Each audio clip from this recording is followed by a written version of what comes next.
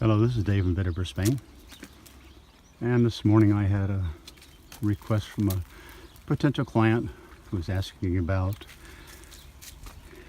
how to solve some erosion issues by redirecting water to areas that you want to basically protect, away from areas you want to protect. And so here's a perfect example of how to do that. When we first started this place, we had a huge erosion problem, because as you can see here, we had these culverts. We're at the end of a road, and we had huge problems with erosion. What happens is the water comes down there, it's like Niagara Falls. It's huge. And so what we did our first year with here's some of the gully you can see where the water comes.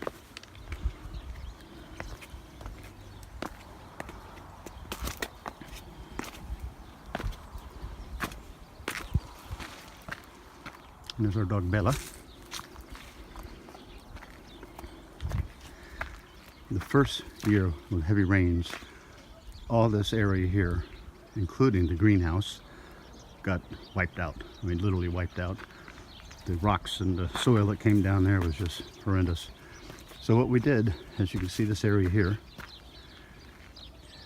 if you see this area here, what happens is that we planted vetiver here, and by doing that, what we did, we guided the water to go down this ravine instead of going in towards the greenhouse. And you can see how large the vetiver has gone.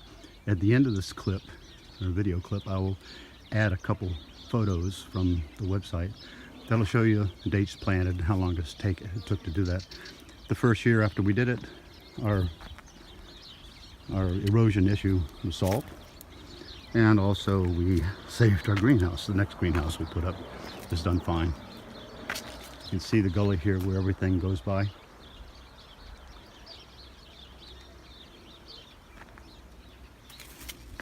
I'll walk you down now to show you the other side of the gully. Say the lower side of the gully. And as you can see, we have tons of vetiver. We have vetiver everywhere, and it's done a very good job solving our erosion issues.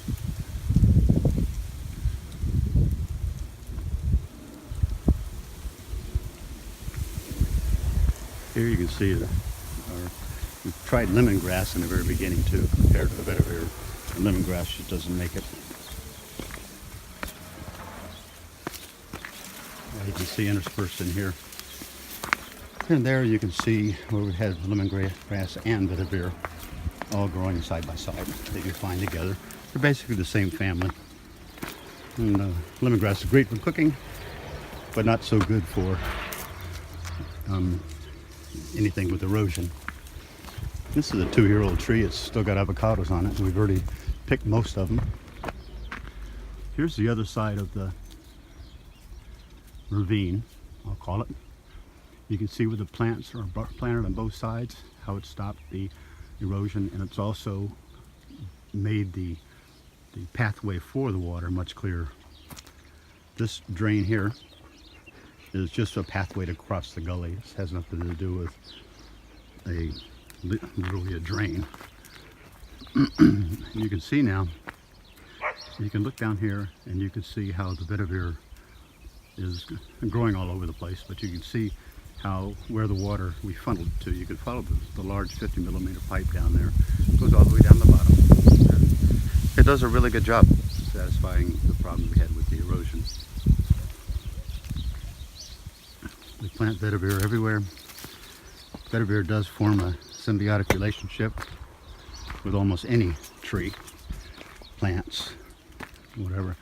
Here's, oops, sorry, too fast, but here's the irrigation systems. We have stations like this all around the property, and you can send me an email if you like, and I can send you the plans for building those. They're all automated. We have 26 zones, and it works very well. You can see every staircase has vetiver around it. And we use vetiver here on each side of the avocado trees.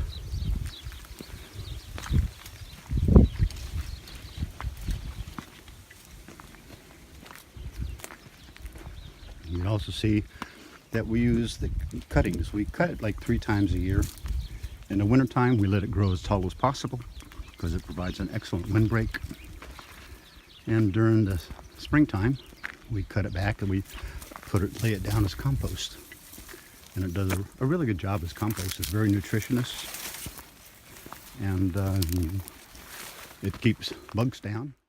Here's some photos taken about 4 months apart, just to show you the area that I've done in the video to see how fast this grass grows. Thanks for attending, and we will talk later.